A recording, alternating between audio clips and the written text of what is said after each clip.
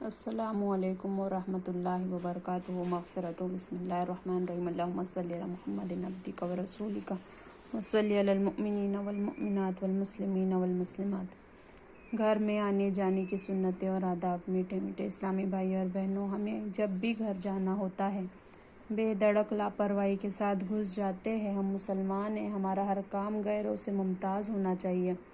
گھر میں داخل ہونے کی متعدد سنتیں ہیں، چنانچہ اللہ عز و جل کا قرآن مجید میں فرمان عالی شان ہے، فَإِذَا دَخَلْتُمْ بُيُوتًا فَسَلِّمُوا عَلَىٰ أَنفُسِكُمْ تَحِيَّةً مِّنْ عِندِ اللَّهِ وَبَرَكَاتٌ طَيِّبَاتٌ۔ پھر جب کسی کے گھر میں جاؤ تو اپنوں کو سلام کرو، ملتے وقت کی اچھی دعا جو اللہ کے پاس سے مبارک پاکیزہ۔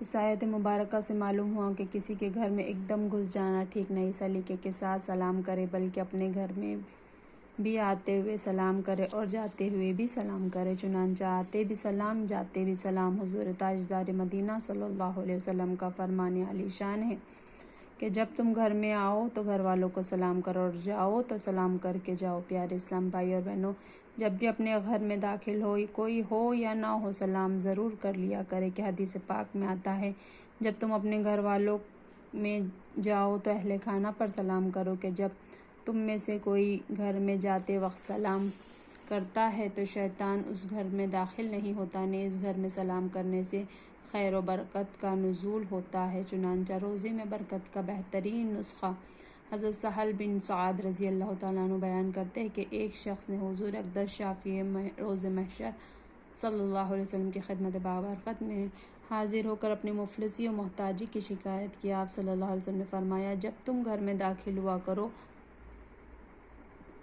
تو سلام کر کے داخل ہوا کرو، خواہ کوئی ہو یا نہ ہو، پھر مجھ پر سلام عرض کرو اور ایک بار قل هو اللہ شریف پڑھو۔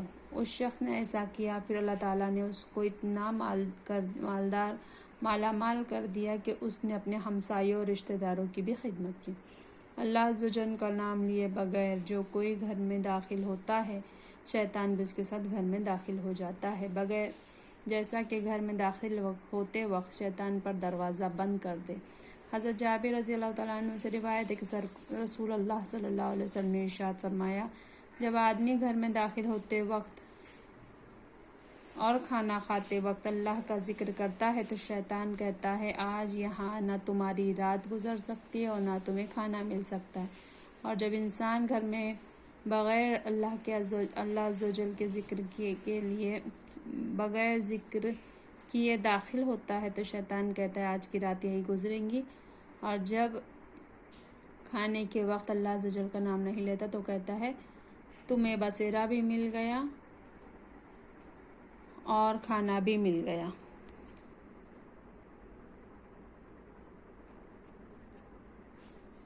جب کوئی خوش نصیب اپنے گھر سے جاتے وقت باہر جانے کی دعا پڑھ لیتا ہے تو گھر لوٹنے تک ہر بلا و آفت سے محفوظ ہو جاتا ہے۔ الحمدللہ، سرکار مدینہ صلی اللہ علیہ وسلم کی سنتوں پر عمل کرنے میں برکت ہی برکت ہے، چنانچہ ہر آفت سے محفوظ۔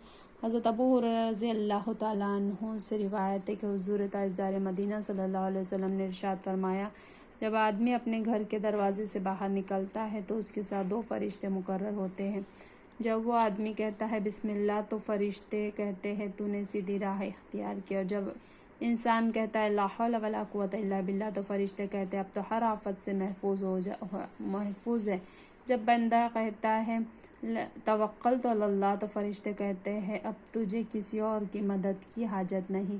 اس کے بعد اس شخص کے 2 شیطان جو اس پر مسلط ہوتے ہیں وہ اس سے ملتے ہیں۔ فرشتے کہتے ہیں، اب تم اس کے ساتھ کیا کرنا چاہتے ہو؟ اس نے کہا تو سیدھا راستہ اختیار کیا، تمام آفات اور مجھ سے محفوظ ہو گیا اور خدا کی امداد کے علاوہ دوسرے کی امداد سے بے نیاز ہو گیا۔ جب کسی کے گھر جانا ہو تو اس کا طریقہ یہ ہے کہ باہر سے سلام کرے، جواب نہ ملے تو پھر سلام کرے، اگر تیسری بار بھی سلام کا جواب نہ ملا تو سمجھے کہ گھر میں داخلے کی اجازت نہیں، ناراض ہوئے بغیر لوٹ جائے، ہو سکتا ہے کسی مجبوری کے وجہ سے اجازت نہ دی ہو۔ چنانچہ 3 بار سلام حضرت ابو موسیٰ اشعری رضی اللہ تعالیٰ عنہ سے مروی ہے کہ حضور تاجدار مدینہ صلی اللہ علیہ وسلم نے فرمایا 3 مرتبہ اجازت طلب کرو، اگر اجازت مل جائے تو ٹھیک، ورنہ واپس لوٹ جاؤ۔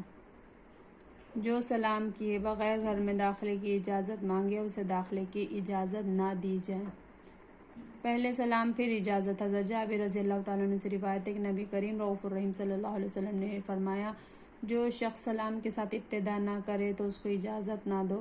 گھر میں داخلے کی اجازت مانگنے میں ایک حکمت یہ بھی ہے کہ فوراً گھر میں باہر والوں کی نظر نہ پڑے، آنے والا باہر سے سلام کر رہا ہو، اجازت چاہ رہا ہو اور صاحب خانہ پردہ وغیرہ کا انتظام کر لے۔ نیز اجازت مانگنے والے کو جلد بازی بھی زیب نہیں دیتی جس سے صاحب خانہ پریشان ہو جائے، لہٰذا اجازت کیوں ضروری ہے۔ حضرت سہل بن سعد رضی اللہ تعالیٰ عنہ سے مروی ہے، فرماتے ہیں حضور تاجدار مدینہ صلی اللہ علیہ وسلم نے فرمایا اجازت طلب کرنے کا حکم آنکھ کی وجہ سے دیا گیا، اس لیے کہ اہل خانہ کی نجی زندگی کے اسرار منکشف نہ ہو سکے۔ پیارے اسلامی بھائی اور بہنوں، جب بھی کسی کے گھر جانا